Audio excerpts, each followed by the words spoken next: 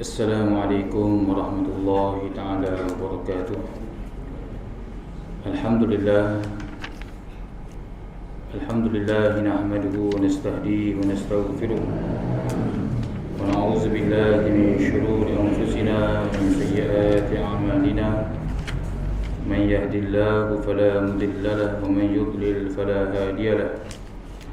Asyhadu an la ilaha illallah wahdahu la syarika lahu وأشهد أن محمدا عبده ورسوله ففهمنا سليمان كلا آتينا حكما وعلما وسخرنا مع داود الجبال يسبحن طرق النافعين يا حي يا قيوم يا رب موسى وهارون يا رب إبراهيم يا رب محمد صلى الله عليه أجمعين اللهم ارزقنا فهم الحكمة والعقل وحفظ برحمتك يا أرحم الراحمين اللهم افتح لنا فتوح العارفين ارزقنا فم النبيين والعلماء العاملين حز المرسلين وإمام المتقين برحمتك يا أرحم الراحمين.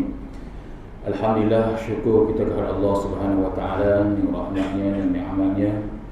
Allah Subhanahu wa taala menghimpunkan kita dalam tempat yang semulia-mulia tempat itu dikatakan oleh Rasulullah sebagai taman-taman syurga di atas dunia, iaitu Majlis Na'im, itu majlis Allah Subhanahu wa taala. Mudah-mudahan kita dapat merasai taman-taman syurga di dunia, dan insya-Allah Allah Subhanahu wa taala akan meletak kita juga di taman-taman syurga di hari kiamat nanti, insya-Allah.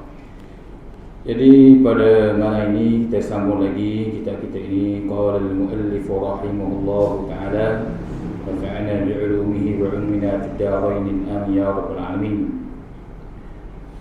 Dan di dalam hadis kursi,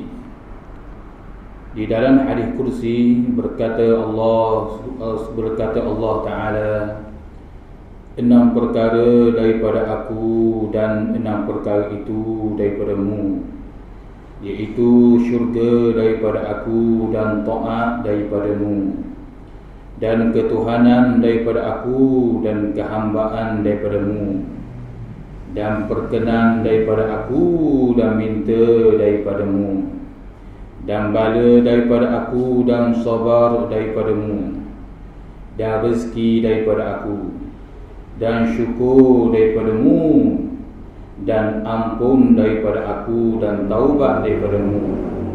Qala al-musannif rahimahullahu ta'ala wa nafa'ana bi 'ulumihi wa 'ilmina fid darain amin ya rabbal alamin.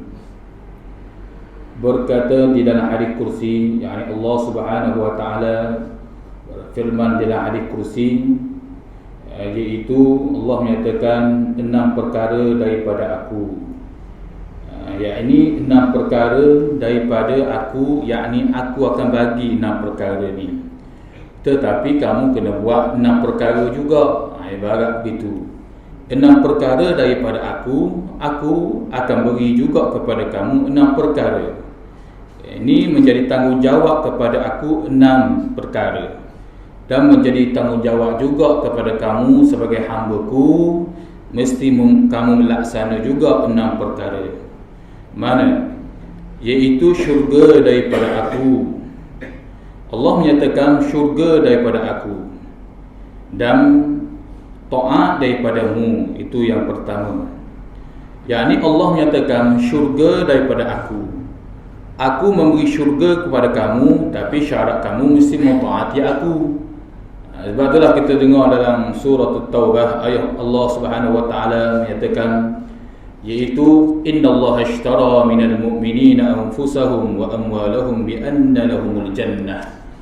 Yang mana Allah Subhanahu wa taala, sesungguhnya Allah dia membeli orang-orang yang beriman itu dengan harta bendanya dan dirinya, beli lil jannah, ini amwalakum bi anna lahumul jannah, beli aku bagi syurga. Yakni dengan Allah membeli kita ini, dengan Allah akan memberi syurga. Sebab itulah banyak ayat-ayat Allah Subhanahu wa taala. Allah menyatakan dalam Al-Quran, sesungguhnya di bawahnya mengalir tajri min tahti al-anhar, di bawahnya mengalir sungai-sungai. Banyak Allah menceritakan tentang syurga. Apatah lagi Allah mencerita pula dengan buah-buahan syurga, taman-taman syurga. Banyak kita tengok dalam Al-Quran, bahkan melalui hadis Nabi SAW, banyak Allah menceritakan syurga-syurga. Sebab apa? Kerana Allah nak memberi kepada orang yang beriman ke syurga. Sebab itulah hak yang menarik dalam Al-Quran disebut sebagai tajri min tahtiha al-anhar. Di bawahnya mengalir beberapa sungai. Tu Allah Ta'ala nak sebut satu sungai tak apa dah, tapi Allah menyebut dalam firman-Nya beberapa sungai. Kerana istilah orang Arab dulu, kalau mereka tahu di kawasan itu ada air, mereka suka sangat. Mereka akan pergi cari air kawasan ni. Kita tengok kisah Nabi Ibrahim macam mana cari air itu. Begitu juga mereka ini sangat suka kepada air. Maka Allah nak menggalakkan kepada mereka ini supaya mereka ni kenal kepada kedudukan syurga. Allah cerita dalam syurga ada ni mengalir air begini, air sungai begini-begini. Jadi banyak Allah menceritakan tentang syurga dan taat daripada kamu, kata Allah. Syaratnya syurga yang pertama aku bagi kamu, dan kamu juga ada yang pertama, yakni taat kamu pada aku. Kamu taat kepada aku akan beri syurga kepada kamu.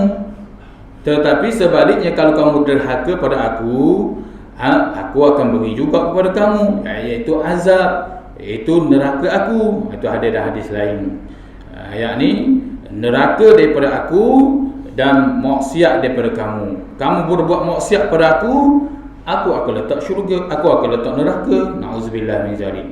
Bila kamu mentaati aku akan memberi syurga kepadamu, kata Allah Subhanahu wa taala.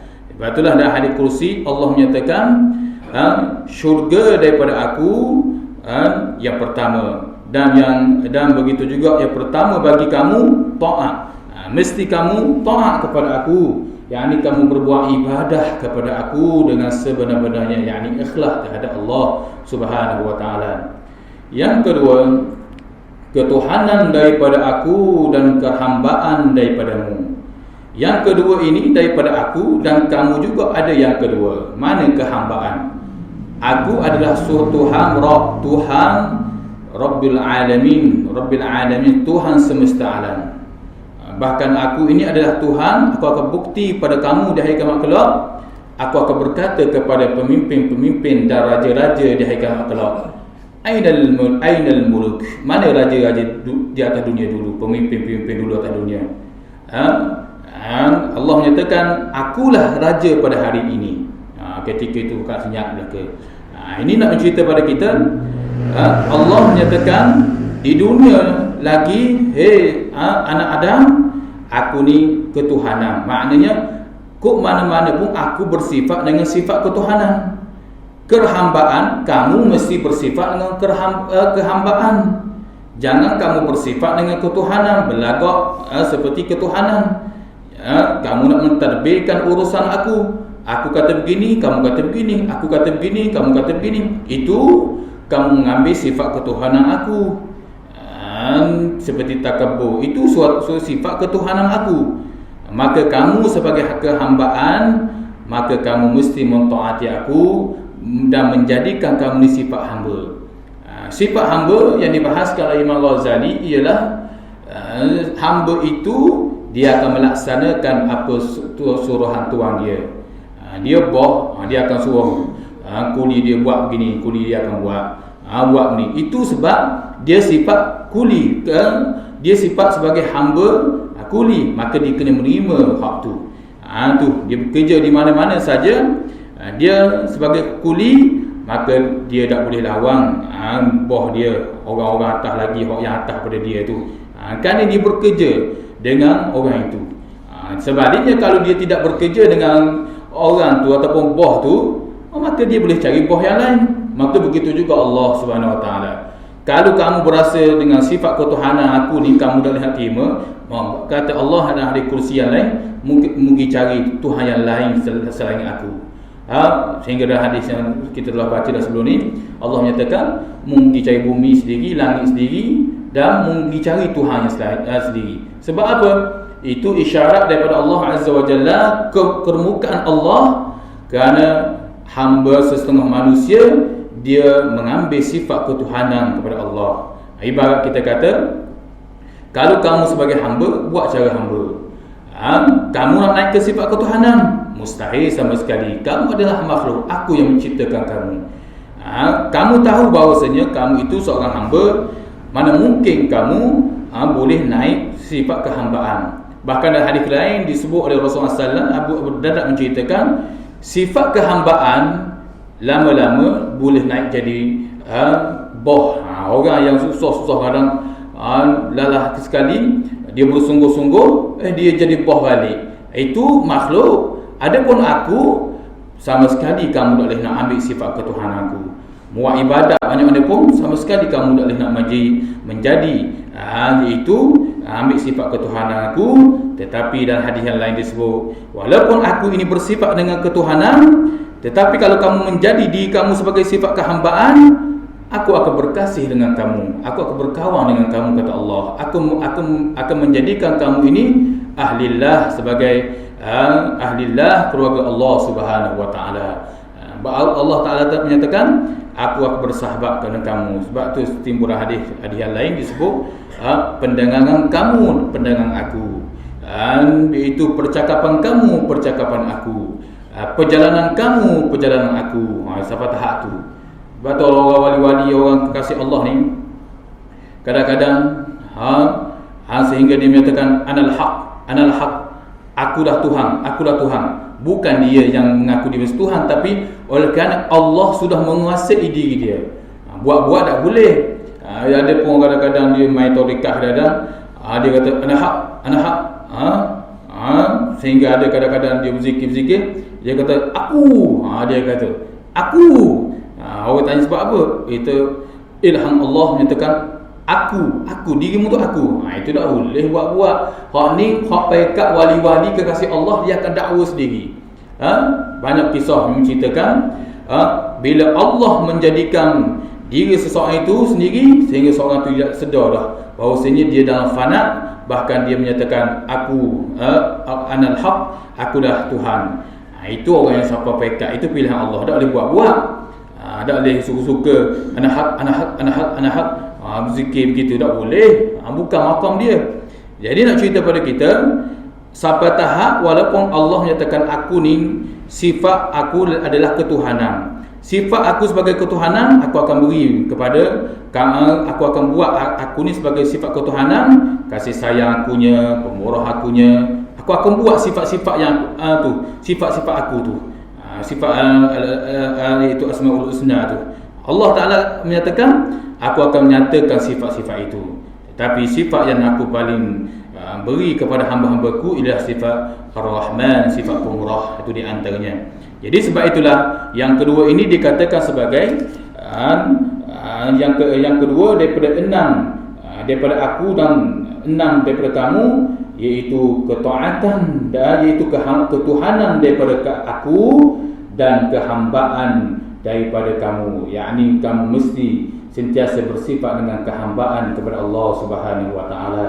Kehambaan kepada Allah adalah wajib. Kehambaan kepada makhluk, mereka menghina diri, haram. Tak boleh. Adapun kehambaan kepada Allah sehingga kita menghina diri kita di hadapan Allah, itu adalah wajib. Bukan mustahil, bukan harus, bukan mubah, bukan. Yakni wajib kita menjadikan diri kita ini kehambaan, dan mesti kita juga menghina kita di hadapan Allah Subhanahu wa taala. Sebab itulah ada sembahyang batin. Sembahyang batin bukan sembahyang pakai niat. Begitu, iaitu sembahyang dikatakan khusyuk, seperti mana dinaqil oleh Imam Zakaria Al-Ansari, khusyuk, tazallu. Tazallu tu iaitu menghina diri itu di hadapan Allah. Sembahyang batin tu tadarra, merendah diri di hadapan Allah, tafahum, memahami ayat-ayat Allah dan Al-Quran. Bacaan kita nak baca tu biar kita faham ayat-ayat, surah-surah, makna kalau boleh. Itu di antaranya disebut sebagai sembahyang batin. Tidak lain tidak bukan, ini nak membuktikan kita ni sifat kehambaan daripada kamu, kata Allah Subhanahu wa taala. Yang ketiganya, perkenan daripada aku dan minta daripada kamu, kata Allah. Yang ketiga ini, aku ini, aku juga, yang ketiga ini daripada aku, dan yang ketiga ini juga daripada kamu. Mana yang daripada aku? Yakni aku akan memperkenankan permintaan hamba-hambaku. Mana yang ketiga daripada kamu? Iaitu minta daripadamu. Yakni Allah menyatakan, kamu mintalah kepada aku. Walaupun aku tidak menerima, kamu nampak aku tidak menerima permintaan kamu, bukan bererti aku tidak menerima, tetapi belum sampai masa lagi. Kadang-kadangnya permintaan seperti mana disebut oleh Al-Imam An-Nawawi rahimahullahu ta'ala, begitu juga ulama-ulama lain seperti mana Al-Imam Auza'i rahimahullahu ta'ala, dia menyatakan bahawasanya ada beberapa permintaan yang kita minta dengan Allah, tapi Allah tidak buat selalu. Mana? Pertama, kita minta dengan Allah, kadang-kadangnya Allah perkenan selalu. Allah makbul selalu permintaan kita. Kadang-kadangnya kita minta dengan Allah, Allah tidak beri lagi. Allah akan beri lambat sikit. Kadang-kadangnya kata ulama ada berapa lagi yang kita minta permintaan, Allah beri di hari kiamat kelak. Ada satu lagi, kita minta dengan Allah, Allah tidak bagi, tapi Allah bagi ke anak-anak cucu. Anak-anak cucu bahagia, dapat bahagiaan. Contohnya macam kita sekarang ni.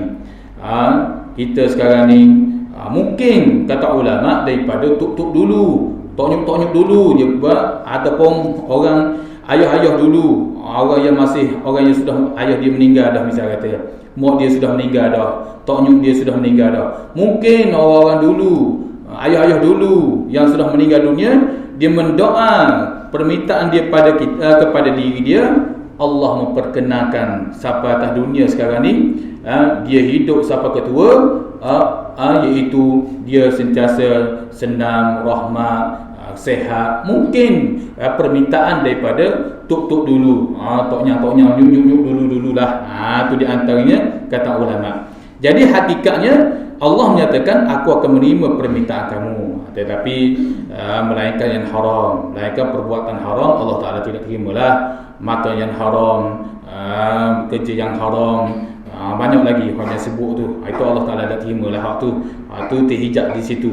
Makan hasil yang haram, yang syubhat, gini-gini, itu Allah Ta'ala sekat selalu. Allah Ta'ala tidak akan perkenan. Itu maksud di sini, iaitu hamba-hamba Allah yang minta dengan Allah, itu daripada aku, kata Allah. Pasti aku akan memberi kepada hamba-hambaku. Kalau orang kafir aku bagi, kamu sebagai hamba aku yang mentaati aku akan perkenan. Tapi perkenan aku tu ada yang dibahaskan ulama, cara-cara hak tadi lah. Itu di antaranya. Hakikatnya Allah menerima permintaan, sebab minta mesti daripada kamu. Kamu mesti minta dengan aku, yang mana kata Allah hadis lain, bila kamu minta dengan aku tidak pernah mempermalukan kamu.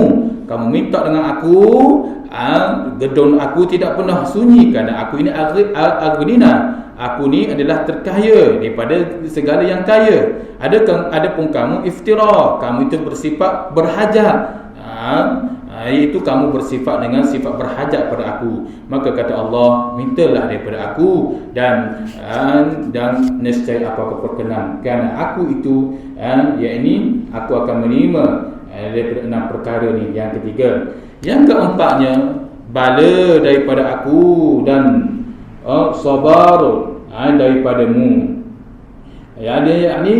Yang keempat, bala daripada aku. Allah menyatakan bala, yakni ujian-ujian itu daripada aku. Aku yang memberi ujian. Kadang-kadangnya kita tambah ujian begitu, Allah bagi. Kadang-kadang kita tambah, mana mungkin kadang-kadang ada orang anaknya mati, cucu dia mati, cucu dia sakit, ataupun diri dia sendiri sakit. Mana mungkin dia nak begitu? Tak ada. Tetapi kenapa Allah bagi juga gini? Semata-mata itu dikatakan sebagai bala daripada Allah, ujian daripada Allah. Allah nak menguji dia, tidak lain tidak bukan adalah nak mengangkat martabat dia, ataupun nak menghapuskan dosa-dosa dia. Kesilapan-kesilapan dia mesti dibaiki. Itu kata Allah, aku tunggu bala. Bila dalam hadis yang lain, Allah menyatakan dalam hadis lain, Rasulullah SAW bersabda, Iza ahabballahu li'abdi, apabila Allah Ta'ala kasih pada seseorang hamba itu, ibtilahu, dia diberi ujian, diberi bala. Sebab apa? Liyasma'a tadarra, supaya nak mendengar rintihan kamu kepada aku. Aku sebenarnya sangat dekat kepada orang yang sentiasa rintihan kepada aku. Sebab itulah hadis lain Allah menyatakan, aku sangat kasih cinta kepada hamba-Ku yang mana di waktu susah dia sentiasa berhajat pada aku, di waktu senang pun, di waktu sehat pun, dia sentiasa berhajat pada aku. Yakni dia sentiasa tak lupa pada aku. Hanya aku sayang. Bukan di waktu susah saja dia berhajat pada Allah, bahkan di waktu senang pun dia berhajat pada Allah, di waktu susah pun dia berhajat pada Allah. Dia menjadi aku di tempat berhajat. Maka kata Allah, aku sangat kasih. Sebab itulah bila Allah memberi sesuatu bala, maka Allah menyatakan sifat kamu mesti ada juga yang keempat. Mana? Sabar daripadamu. Mesti kamu sabar. Rasulullah SAW menyatakan sabar itu tuhassilul hasil. Orang yang banyak bersabar ialah dia akan menghasil perkara yang hasil. Yakni dia sabar-sabar, Allah Ta'ala akan beri hasil juga ke mana-mana pun. Itu di antaranya petani, contohnya dia bekerja tanam, cucuk tanam, tanah itu tanah ni, tanah lada tanam, macam-macam dia tanam. Akhir sekali apa dia dapat? Hasil. Itu di antaranya. Sebab sabar itu dia akan menghasilkan.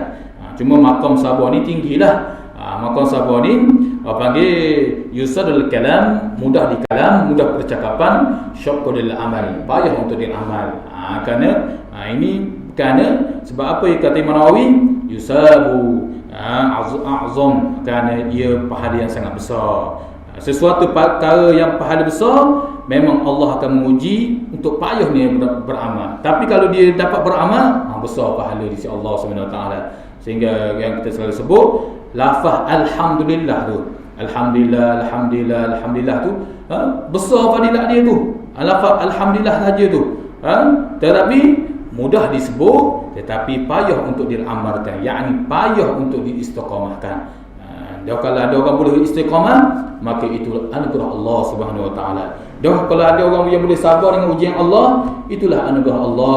Tak kira siapa, tak nanti dia ustaz, tak nanti dia tok guru, tak nanti dia tok peti, tok qadi, tok mufti, ahli majlis fatwa, tak kira siapa dia. Sabar ini adalah kurnian Allah. Syukur itu juga adalah kurnian Allah Subhanahu Wa Taala. Tidak kira siapa saja, tak kira kedudukan siapa dia, melainkan dengan kurnian Allah Subhanahu Wa Taala. Jadi Allah menyatakan bala ini adalah daripada aku. Aku beri bala gini, sakit gini. Tu ada orang hamba Allah. Di belah kat Kepaka. Dia cerita Allah sakitnya.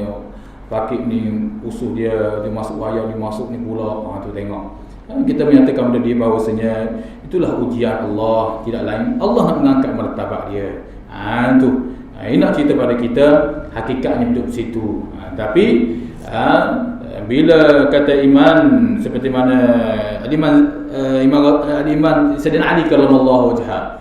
Sayyidina Ali karramallahu wajhah menyatakan ialah iaitu bala itu tidak lain tidak bukan Allah Subhanahu Wa Taala nak mendudukkan seseorang maqam yang terpuji. Itu syaratnya dia bersabar, itu di antaranya. Yang kelima, rezeki daripada aku dan syukur daripada kamu, kata Allah. Kata Allah, daripada enam perkara daripada aku dan 6 perkara daripada kamu, hai hamba Allah. Mana? Rezeki daripada aku. Aku ni sehingga aku utuskan seorang malaikat yang sentiasa memeksa tentang rezeki seseorang pada waktu pagi. Di waktu pagi Allah utuskan seorang malaikat, bahkan ada lagi malaikat yang lain yang sentiasa menurun rezeki kepada hamba-hamba Allah Subhanahu Wa Taala. Jadi rezeki itu daripada aku. Jangan kamu sentiasa syok-syok tentang rezeki aku. Kata Allah Subhanahu Wa Taala dalam hadis kursi yang lain, aku sudah menyatakan dalam hadis kursi, rezeki itu daripada aku. Hak kamu menjadi masalah kepada kamu, hei hamba aku, hei manusia, hei anak Adam, ialah kamu nak mentadbirkan rezeki aku. Kamu pula nak mensyokkan rezeki aku beginilah. Makan pasir ke, makan ni ke. Kamu pula nak mentadbirkan rezeki aku. Kamu siapa? Itulah hadis kursi yang lain. Dan ni tak ada, cuma musannaf kita nakal. Ni sebenarnya hadis ni panjang. Jangan silap, ada Sunan Abu Daud panjang. Cuma Allah menyatakan aku yang memberi rezeki kepada kamu. Cuma kamu jangan menjadi puak-puak Qadariyah, Mu'tazilah, Al-Kashfiyah, puak-puak sesat pula. Kamu mestilah menjadi ahli sunnah, yakni ikhtiar kamu mesti ada. Walaupun rezeki itu daripada aku, bangsa kamu ialah ahli sunnah wal jamaah, mengikut sunnah Nabi SAW. Begitu juga Khulafa ar-Rashidin Al-Mahdiyyin yang diberi petunjuk, ialah mestilah kamu ada bangsa ikhtiar, bangsa usaha. Mana mungkin kamu tidak usaha, sedangkan burung di waktu malam, kata Rasulullah SAW, dia tidur tetapi waktu pagi dia terbang mencari makanan. Lalu di waktu petang dia balik ala keadaan dan dia kenyang, kata Rasulullah SAW. Itu adalah burung yang tidak punya akal, dia tetap berusaha. Apatah lagi kamu sebagai hamba Allah yang akal aku menjadikan kamu ni setinggi-tinggi semulia-mulia manusia. Bila kamu berpegang pada akal, kamu tidak boleh lari dari bangsa ikhtiar. Tetapi walaupun kamu berpegang kepada bangsa ikhtiar, kamu jangan sesekali mensyok tentang rezeki aku. Sehingga Rasulullah menyatakan dalam hadis yang lain, man syaqal khaliq, man syaqal makhluq, syaqul khaliq. Barang siapa yang syok kepada makhluk, yakni ditujukan pada rezeki.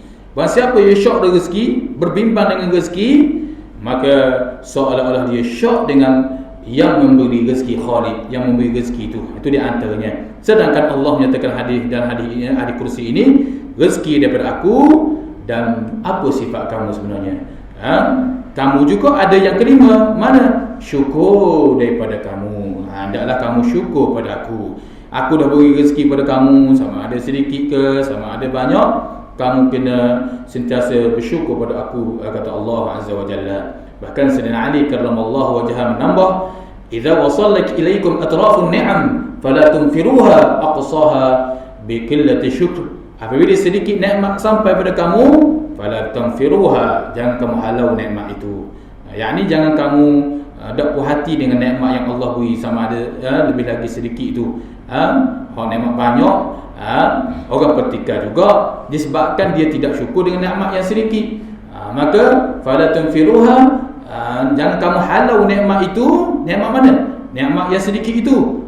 Mana? Bi qillati syukr, dengan perbuatan kurang bersyukur pada Allah Subhanahu wa taala. Bahkan dalam hadis lain Allah menyatakan, Nabi SAW bersabda, apabila orang yang bersyukur dengan nikmat yang sedikit, Allah akan memberi nikmat yang banyak. Tetapi kalaulah seseorang itu tidak bersyukur dengan nikmat yang sedikit, maka nikmat yang besar yang akan datang pada dia, pasti dia tidak boleh untuk bersyukur, kata Allah Subhanahu wa taala. Bahkan sebab itulah dia disuruh kita ni mengajar tentang syukur pada diri kita sendiri, iaitu sesama hamba dulu.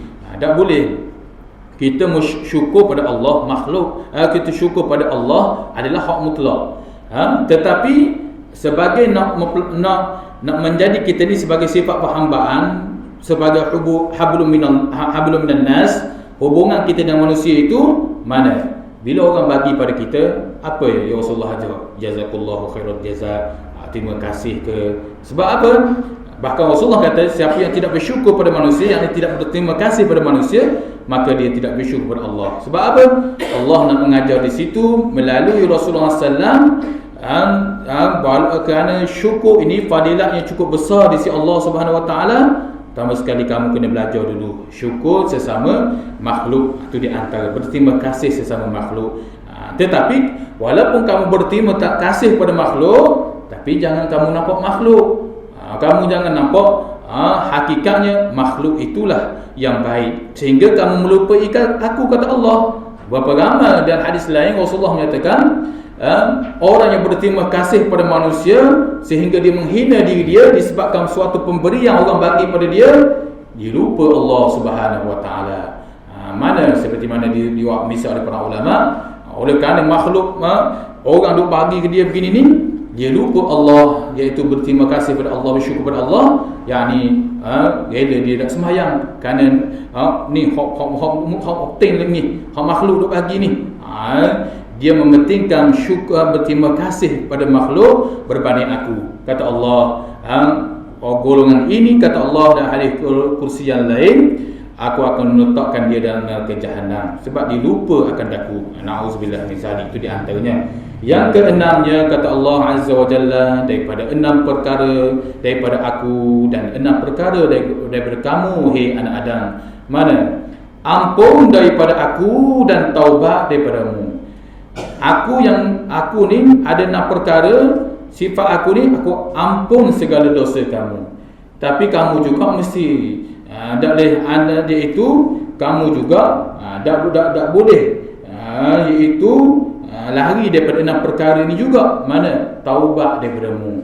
Mana mungkin aku boleh taubat dari kamu kalau kamu tak minta taubat dari aku. Kamu tu sifat hamba, sepatutnya kamu meminta taubat kepada aku. Kata Allah Subhanahu Wa Taala. Sebab itulah kita selalu dengar hadis Nabi SAW. Contohnya sebelum ni kita dengar Allah menyatakan inna rahmatallahi wasi'ah, sesungguhnya rahmat Allah itu sangat luas. Sebab apa? Kerana Allah suruh hamba ni pakat balik. Tu balik. Sebab itulah kalau kita faham pada ayat Allah, dalam tafsir-tafsir yang lain pun banyak. Kalau kita tengok tafsir-tafsir yang mu'tabar, jalan lain, banyak lagi tafsir-tafsir lain disebut sebagai ya ayyuhalladzina amanu. Kalau bulan puasa kok, ya ayyuhalladzina amanu kutiba alaikumusiyam kama kutiba alal ladzina min qablikum la'allakum tattaqun. Ataupun ya ayyuhalladzina amanu dzkurullaha dzikran katsira. Hei manusia, ingatlah Allah akan ingatan yang banyak. Ataupun ya ayyuhalladzina amanu la taqunullaha war rasul. Hei manusia, jangan kamu mengkhianati amanah yang Allah berikan kepada kamu. Banyak lagi kalau kita tengok ya ayyuhalladzina amanu dukhulu fis silmi kaffah. Hei manusia, masuklah sebut dalam agama secara menyeluruh. Ya ayyuhalladzina amanu idza qila lakum firu fi sabilillahi thaqultum ila ard. Banyak lagi.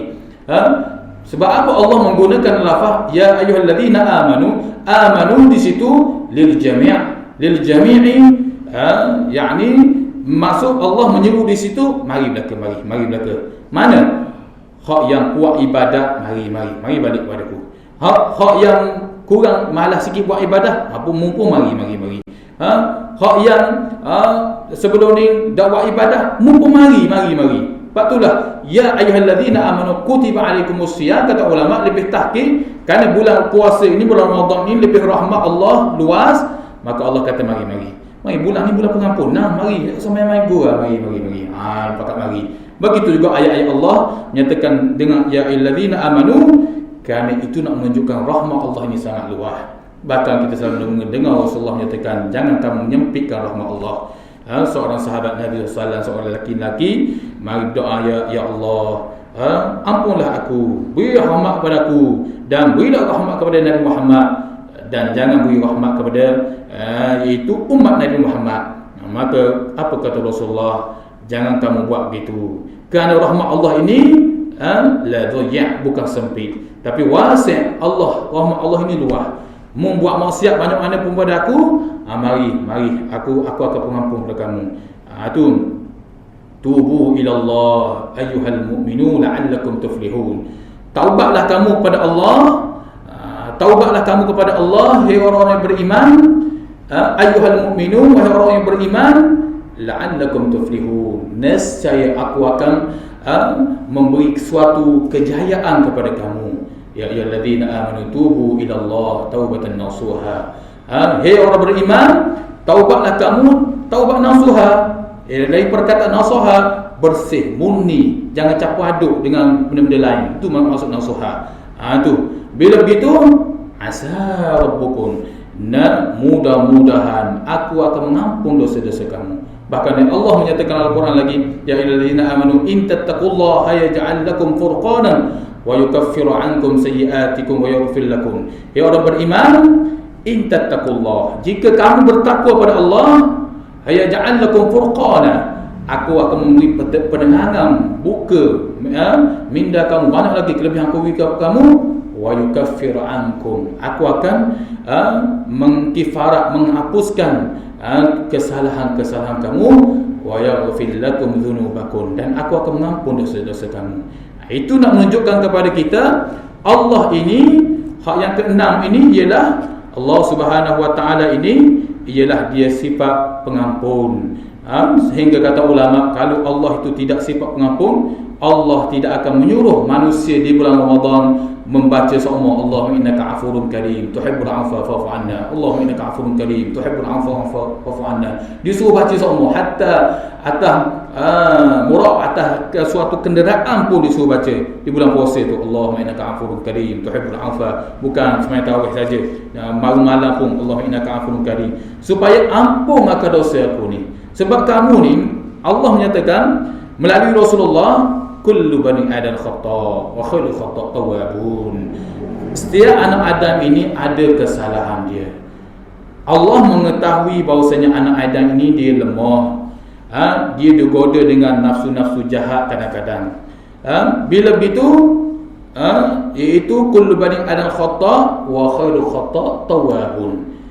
Setiap anak Adam ini ada kesalahan dia, ada kelemahan dia, ada terlanjur dia, ada perkara yang tidak patut dia buat pada syarak pada Allah dan Rasul. Tapi khairul khata, tetapi sebaik-baik kesalahan itu at-tawwabun, iaitu kamu bertaubat pada aku. Kalau kamu bertaubat pada aku, maka aku yang memberi pengampunan kepada kamu, kata Allah Subhanahu wa taala. Itu di antaranya disebut oleh Rasul, oleh hadis dalam hadis kursi Allah Subhanahu wa taala. Maknanya yang keenam ini ampun daripada Allah dan taubat daripada hamba. Itu di antaranya. Qala musannif rahimahullahu taala wa nafa'ana bi 'ulumihi wa 'ulumina fid dharain amin ya rabbal alamin. Dan lagi sabda Nabi sallallahu alaihi wasallam, barang siapa redha pada Allah, daripada Allah Subhanahu wa taala dengan sedikit daripada rezeki, nescaya redha Allah taala daripadanya, yakni Allah redha dengan ibadahnya, dengan sedikit amal daripadanya. Allah akan, barang siapa redha dengan suatu pemberian Allah yang sedikit, maka Allah redha dengan sedikit ibadah dia. Maksudnya, oleh kerana dia ni redha dengan pemberian Allah, walaupun dia buat sedikit ibadah, Allah tetap menerima ibadah dia, tapi syaratnya ikhlas kepada Allah Subhanahu wa taala. Dan lagi sabda Nabi sallallahu alaihi wasallam, bermula orang alim yang tiada amal itu seperti reduh, yakni mendung dengan tiada hujan. Bermula orang kaya dengan tiada murah seperti kayu dengan tiada pohon. Bermula orang papa dengan tiada sabar seperti sungai dengan tiada air. Bermula raja dengan tiada adil, itu seperti kambing dengan tiada orang yang mengembalanya. Dan bermula orang yang muda dengan tiada taubat seperti rumah dengan tiada atap. Dan bermula perempuan dengan tiada malu seperti makanan dengan tiada garam. Qala musannif rahimahullahu taala wa nafa'ana bi 'ulumihi wa 'ulumina fid dharain amin ya rabbal alamin. Sabda Nabi sallallahu alaihi wasallam, hadisnya diriwayatkan Imam Bukhari wa Sahih Hakim daripada Abu Hurairah radhiyallahu anhu. Kalau satu hadis dia, sabda Rasulullah sallam, orang yang alim dengan tiada amal seperti mendung dengan tiada hujan. Nauzubillah min zalik. Orang alim, orang yang ahli ilmu dengan tidak beramal, dia seperti mendung, tiada hujan. Kita biasa tengok mendung cuaca kan, mendung, hujan tak sekarang. Maka begitulah orang alim yang tidak ada amal, dia tidak ada haibah. Dia tidak ada haibah, bahkan dia katakan sebagai mendung yang tiada hujan. Bahkan dalam hadis lain dicerita bahawasanya orang inilah akan mula-mula diazab oleh Allah Subhanahu wa taala, sebab dia berkata sedap, dia tidak beramal. Nauzubillah, ini bahaya. Jadi seperti mendung dengan tiada hujan, begitulah. Kita duk sangka hujan, padahal ada hujan. Kita duk sangka dia beramal, padahal dia tidak beramal. Nauzubillah, ini bahaya. Cakap depan orang sedap sangat, hadis begini. Tu petah lidah cakap begini. Orang tu ingat dia amal, tapi dia sendiri tidak beramal. Ini bahaya.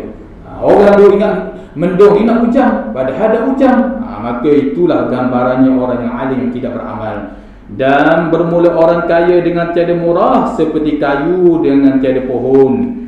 Yakni orang yang kaya, orang yang senang dengan tidak bersifat pemurah, kata Rasulullah, kayu seperti kayu dengan tiada pohon. Ada kayu saja, pohon batang pokok tak ada.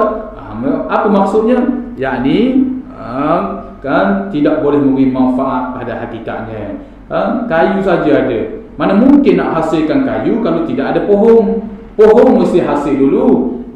Kena ada pohon dulu, pokok dulu, baru dapat kayu, buah, apa lagi, perkara manfaat daripada pohon itu. Maka begitulah gambarannya. Orang kaya dengan tiada pemurah, maka kata Rasulullah, seperti kayu dengan tiada pohonnya. Tidak memberi manfaat hakikatnya.